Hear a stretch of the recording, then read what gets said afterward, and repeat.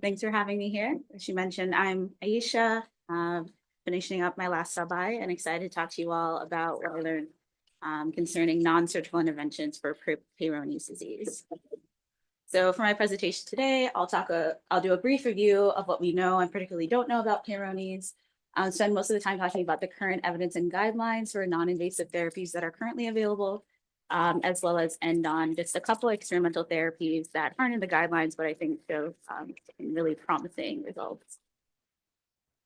So to start, we know that Peyronie's disease is a benign fibrotic disease that primarily affects the tunica albuginea, which is this thin fascial layer that covers the corpora cavernosa or the erectile bodies in the penis. And you ultimately see formation of these plaques that lead to abnormal penile curvature. And on the right here is just a photo of the person who the disease is named after, who is a French surgeon that actually wasn't the first to report it, but was one of the earliest reports. And in his studies of patients with various erectile dysfunctions, identified this man who had what he described as these rosary beads of scar tissue along the dorsal penis and upper curvature and ejaculatory failure. And even though that was several centuries ago, it pretty well matches up with the classic presentation of a patient with Peyronie's now. We typically see an adult male in their 50s who present with this recent onset of penile pain, a new curvature, or other deformation in the penis or shortening. And particularly a lot of these things occur with erection. Occasionally, they might have palpable penile nodules or plaques, mostly in the later phases of disease. And a lot of them will present once there's this impairment in their sexual function, either with the curvature or fibrosis impairing ability to get erection, or unfortunately, depending on the severity of the degree of curvature, difficulty or complete inability to have penetrative intercourse. And what's interesting is that I think before we used to think of it as a pretty rare disease, and now we have a better understanding that there's probably a lot of underreporting going on. There's a lot of stigma associated with having this condition, as well as just a lack of awareness. And I think in current estimates, I think that about 1 out of every 9 or 10 men will probably have it. And that risk nearly doubles if you have certain cardiovascular risk factors like diabetes or other connective tissue disorders that can predispose you to generating this issue. And what I find particularly interesting too is, again, despite how long we've known about it, there's still not great understanding of why it happens.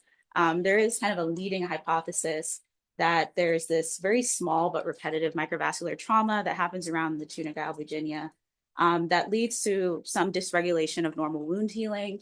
And you get this persistent local inflammation that leads to abnormal collagen deposition and progressive growth and formation of these plaques that cause a lot of pain, particularly with inflammation and slow changes in the curvature.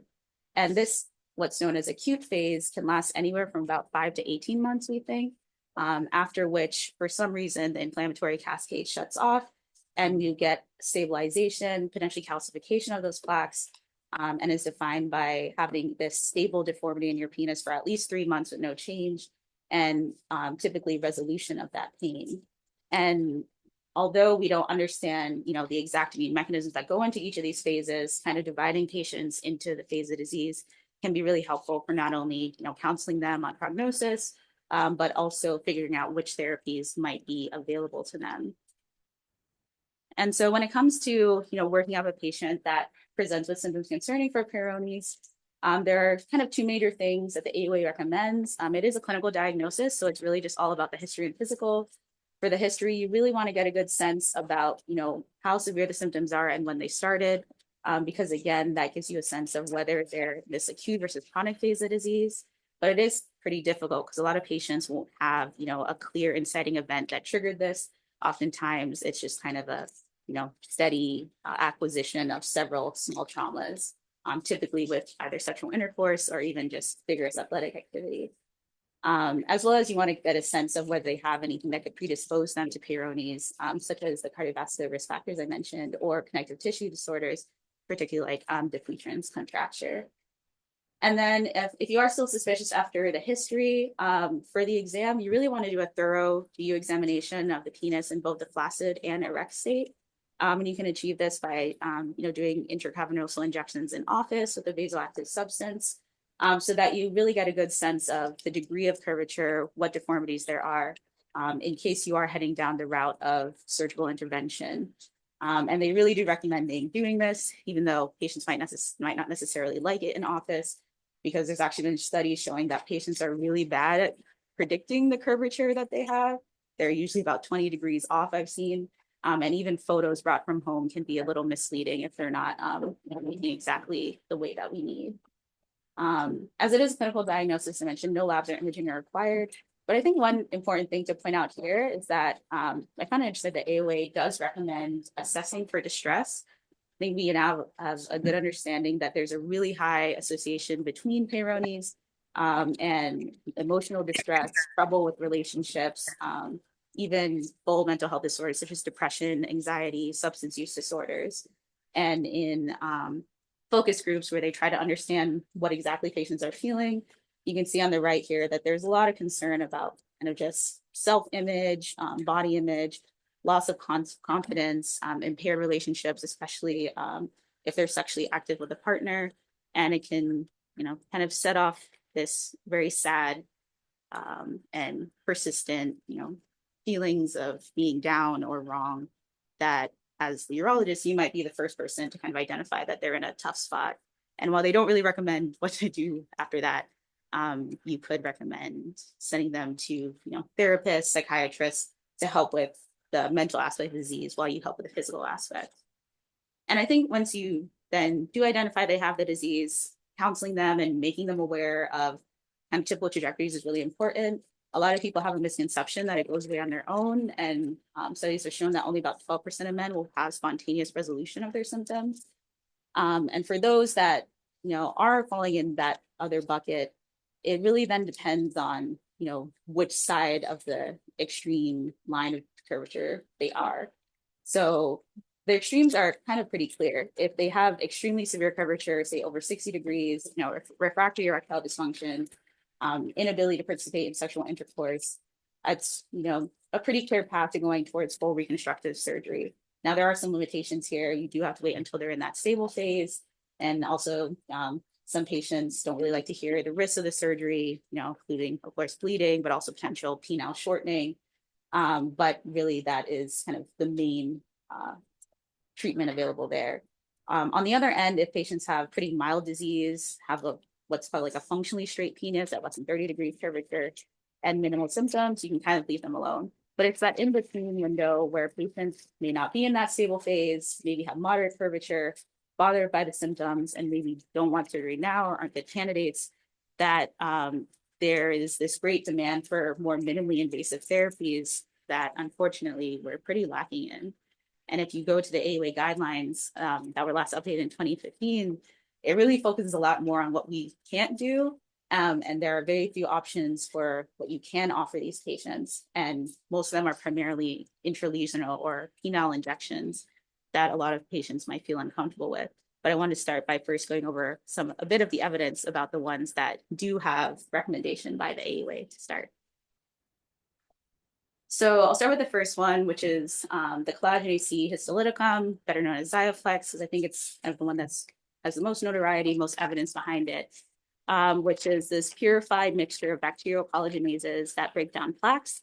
And really up until 2013, where the IMPRESS trials came out, so that was their big phase 3 randomized double-blind controlled trials evaluating the effectiveness of this therapy on Peyronie's disease. There were no other FDA-approved interventions for Peyronie's, particularly when thinking about the minimally invasive ones. And so here they found in a pretty large group of 832 men from dozens of sites in the US and Australia, where they compared intralesional injection of this collagenase along with penile modeling, which is kind of just manually stretching the penis either in office with you or at home, compared to a placebo injection with penile modeling. They found that there was a significant reduction in the baseline curvature. That wasn't a lot. It was only about 17 degrees, but still was kind of the first therapy to really show that big a difference, as well as a reduction in just general bother by the symptoms, which is measured by the PDQ score. Notably, there were a lot higher rates of local adverse events, things like bleeding, and pretty more serious issues like corporal corporeal ruptures or penile fracture and hematomas, but the serious ones were more rare. So it's considered safe enough to proceed with. And so it became the first FDA-approved drug. And notably, although people were excited that it was the first drug available, there was a lot of kind of restriction as to who this treatment applied to. Their exclusion criteria were like extremely broad. It excluded any patient who had ventral curvatures, patients outside of this window of 30 to 90-degree curvature, anyone in the active phase of disease, anyone who wasn't sexually active, people who had more severe erectile dysfunction on anticoagulants. So it really did exclude a lot of people that also have problems with Peyronie's. So that's why even in the guideline, although it has strong evidence for it, they are very specific about who this can apply to.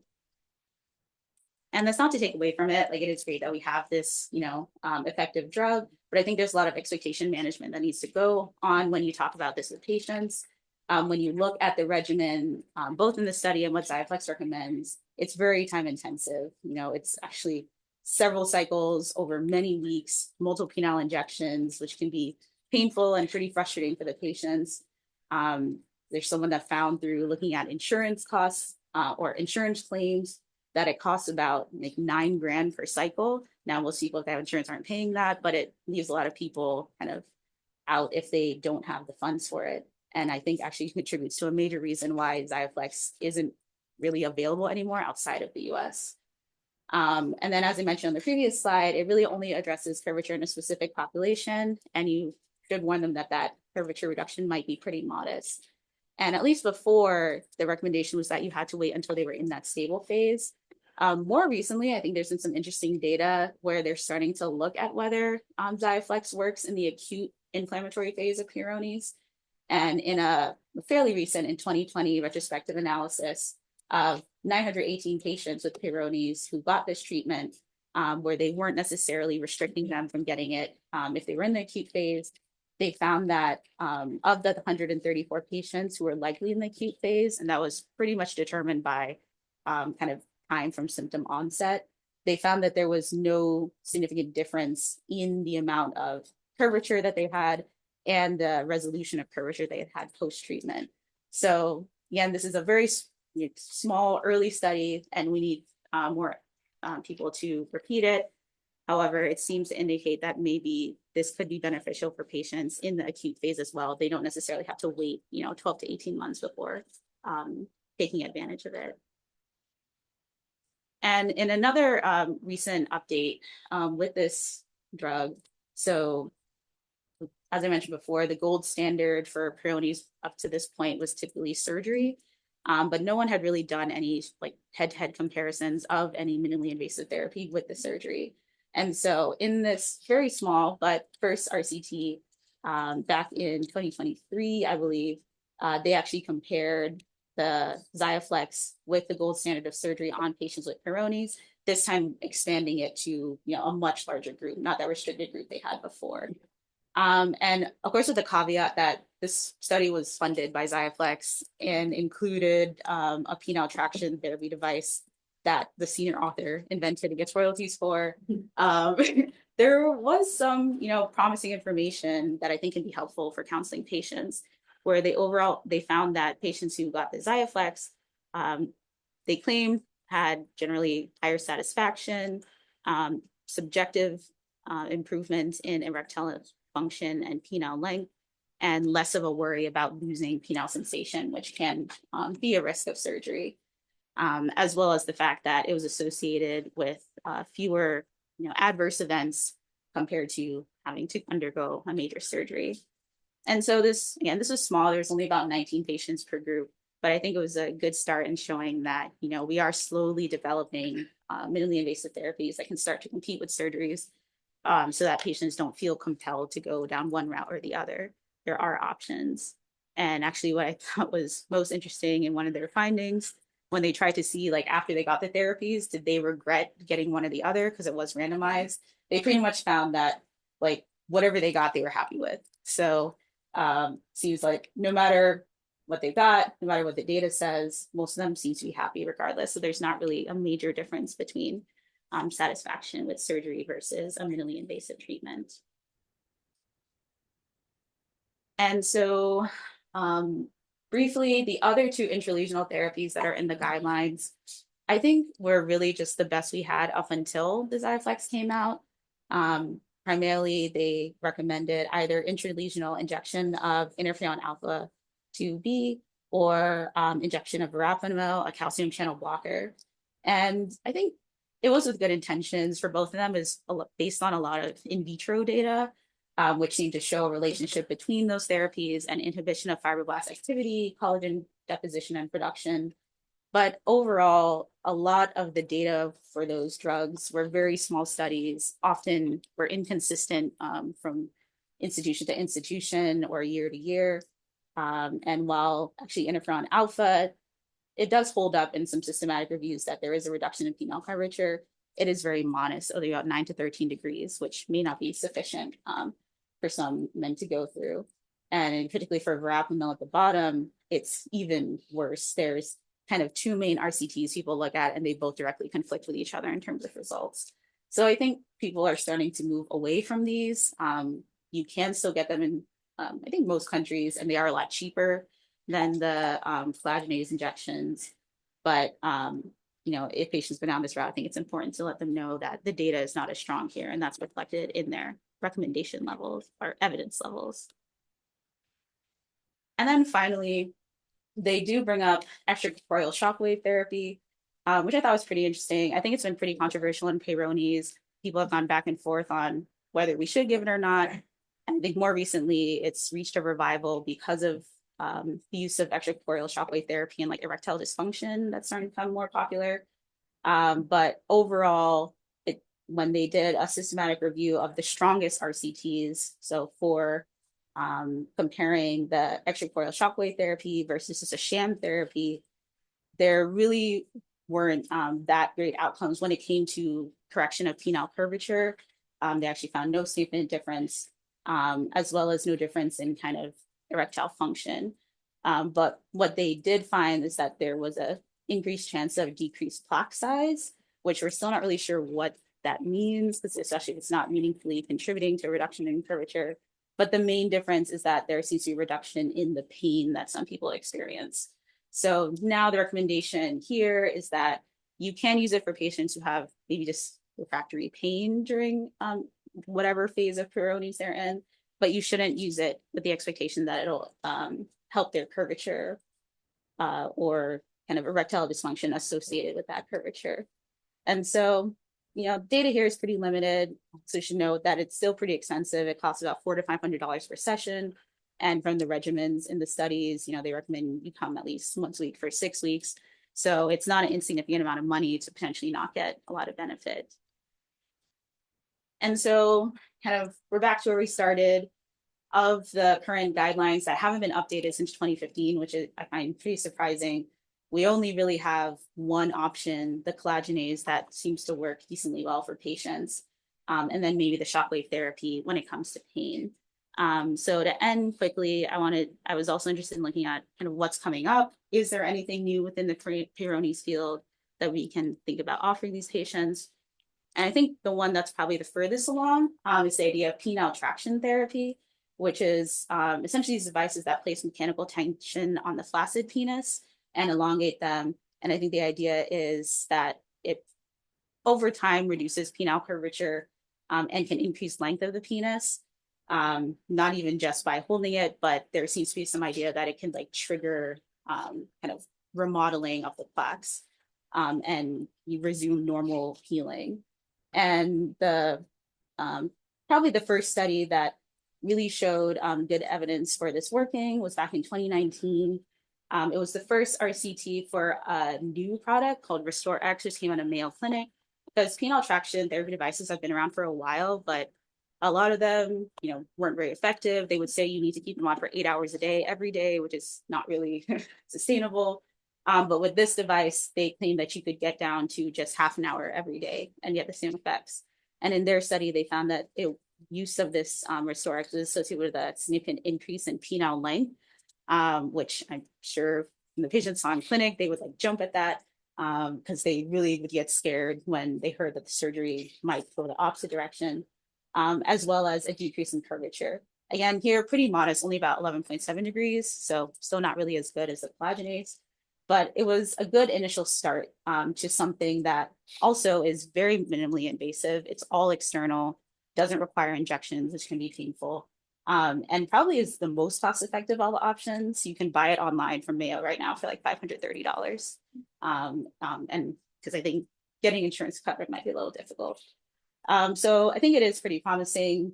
In this one, they only looked at the RestoreX versus nothing, but they're starting to combine it with a lot of other potential Peyronie's therapies and seeing like synergy between or synergy among a lot of those. So it'll be very interesting to see where that heads. And then finally, one that's definitely not as far along, but I just thought was really fascinating, is carbon dioxide laser therapy, because it comes from actually initially the dermatologists who have been using it for decades for like, laser resurfacing of skin, more recently for hypertrophic scars or burns, and then was kind of co-opted by the Dupuytren's contracture community as they realized that, oh, this might be a really good way to also remodel a lot of the abnormal collagen and scarring that they see there. And given the relationship between these diseases, I think it's actually a pretty safe bet to try to go along with what they find is effective for them. And so given that they've had some positive results, there's one group in Canada who just did their first pilot study of this laser therapy for Peyronie's that was only published last month. And again, it's very small. There's only 5 patients, and they're pretty much just trying to see, like, is it safe or not? But in this small group of people where they did 3 cycles of fractional therapy directly onto the plaques, about 6 weeks apart, following up with just topical application of triamcinolone and then penile remodeling at home 3 times a day for just a week after each treatment, they found that there did seem to be a small reduction in the median curvature from 37 degrees at baseline to 28 degrees about a year out. There wasn't really any change in erectile function, but they didn't expect that. These patients weren't really reporting any issues, but did report decreased symptom bother. And this is in setting of very mild side effects that pretty much went away within days. So they're pretty excited that at least it was safe. And it'll be very interesting to see where it goes and if we'll have the same success that the Dupuytren's contracture studies did. So in conclusion, I show you today that Peyronie's is pretty just globally understudied disease.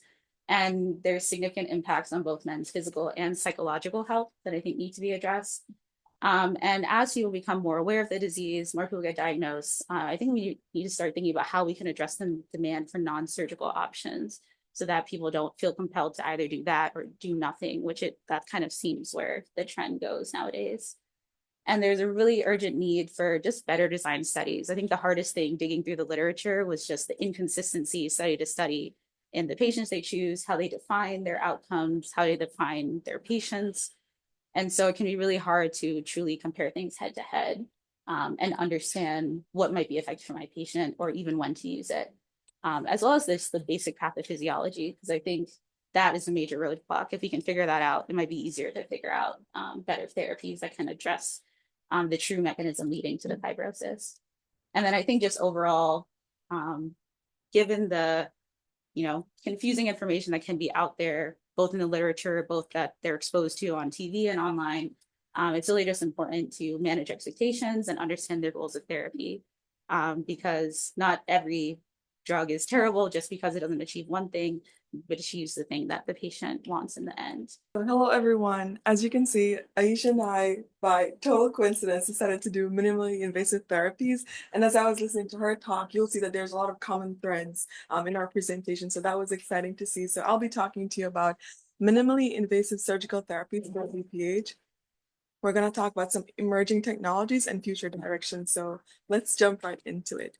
So big prostates are a big problem in the US. So there's about 38 million men affected by BPH. They can cause bothersome lower urinary tract symptoms. They can also lead to complications such as declining kidney function, recurrent UTIs, bladder stones, and urinary retention. Of the population affected, 70% is untreated, only 30% managed by a physician. And then of that 30%, there's only 2 to 10% who eventually go on to receiving some sort of surgical intervention.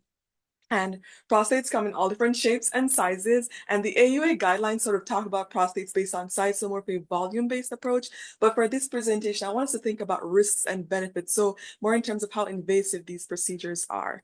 So in terms of looking at the risks and benefits, on one end of the spectrum, you have medications. So your alpha antagonists, your PDE5 inhibitors, and your 5-alpha reductase inhibitors, which do provide some benefits for patients with mild to moderate symptoms, but they're not without, their side effects. So on the other end of the spectrum, you have more invasive procedures for the patients with the complications that I talked about. So you have PVP, aquablation, and then you have TURP, the gold standard for prostates up to 80 cc's, and simple prostatectomy, which of all of these is the most invasive, so has the most risk. And I know there's a couple people in the audience who might say whole lip is king and whole lip is the future, but that's not the conversation today. What I want to talk about is that bridge between these two. So similar to Aisha, that minimally invasive therapies that sort of bridge the gap between the less bothersome symptoms and the more bothersome symptoms. So in terms of the therapies that are available in the United States, there's a couple. There's 4 of them actually, depending on how you define minimally invasive. Well, there's 4 of them. So the first one is Resume, which is sort of a water vapor treatment for the prostate. So just a steam treatment. Then you have Urolift, which pins back the lobes of the prostates and opens up that channel. Then you have the iTind, which is similar to the technology used for the baskets and endo cases. So it stands for temporary implanted nitinol device, and it sort of sits in the prostates for 5 to 7 days, gradually opening things up. Then you take it out after.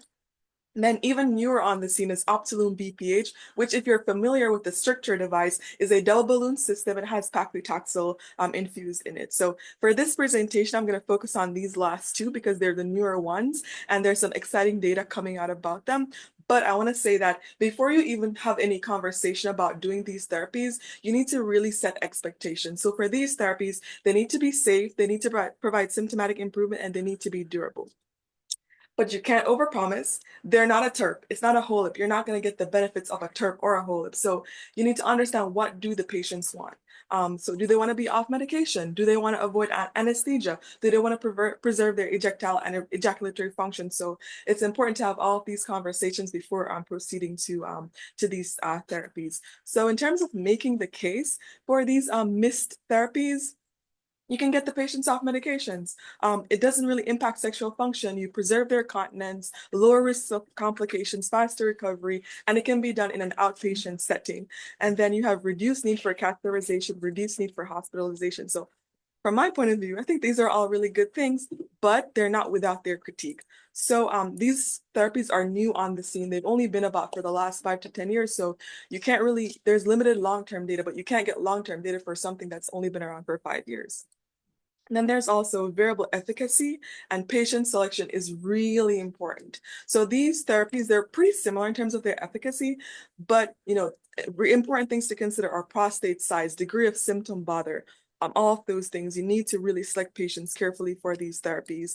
And then there's also the potential for needing further treatment, as you saw with Aisha's talk.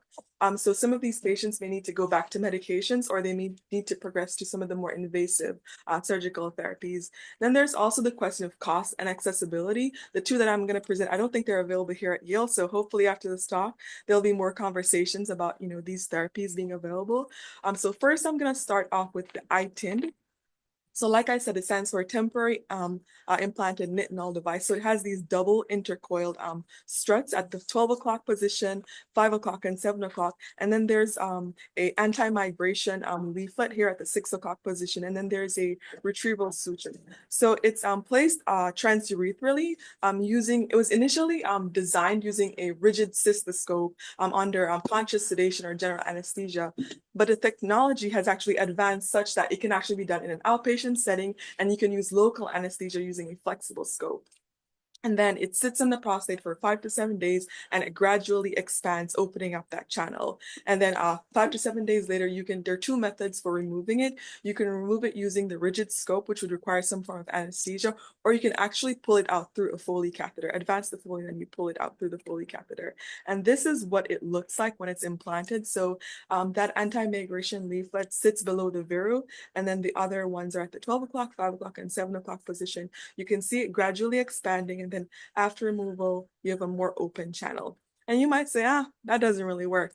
But here's a picture of what the channel looks like 12 months after the device was implanted. So it's still quite open there.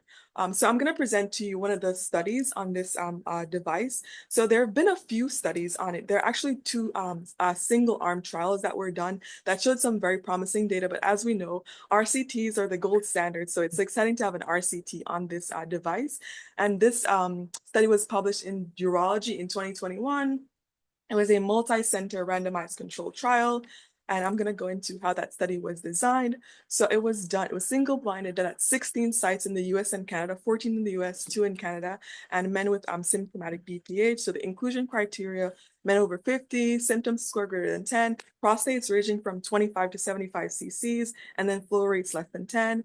And then for their exclusion criteria, if you had an elevated PVR above 250, or an obstructive median lobe, or if you had an elevated PSA without negative biopsy or other bladder or prostate pathology, you were excluded. And for the two arms, so you had the device arm and then you had the sham arm, and it was implanted similarly to how I described it, but for the sham arm, they actually just inserted a Foley. So the draping, the anesthesia, everything was the same, but they just used an 18 French Foley instead of implanting the device for that group. And then at different time points, so at baseline, 1.5 months, 3 and 12 months, they looked at functional data and symptom data. So they looked at Euroflow, their symptom score, PVR, and then quality of life, and then different measures of sexual function. So jumping into the baseline data, so they had 128 men in the ITIN group, and the sham group was 57, so 2-to-1 randomization. So average age was around 61. Average prostate size was about 44 in the ITIN group, and same thing in the sham group. Flow rates around 8.7, PSA 2.2, and then their sexual function was around 13.2. So moving on to the functional data. So let's talk first about the symptom score. So their primary endpoint was to have a 3 or more point improvement in the symptom score, which is what the FDA uses to determine approval of these therapies. And they actually met their primary endpoint by 1.5 months. So you can see a 10-point drop in the symptom score, and it was statistically significant. It was also maintained at the 3 months and the 12 months. For quality of life, you saw improvements as well, statistically significant at all the time points and maintained throughout. And then they also looked at flow rates, which saw about a 5-point improvement in flow rates, and that was maintained across the study period. So then moving on to looking at the PVRs.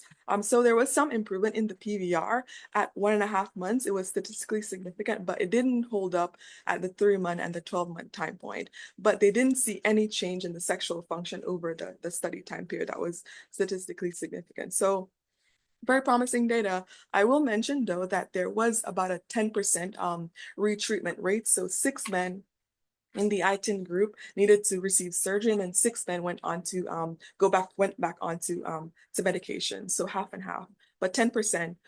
You can make your own judgments about what that means for the therapy. So then moving on to the optimal BPH. So if you're familiar with how the device works for strictures, it'll make sense how it works for BPH. So it's a double balloon system, and then the balloon provides mechanical dilation of the prostate, but it also does delivery of paclitaxel, which is an anti-proliferative agent.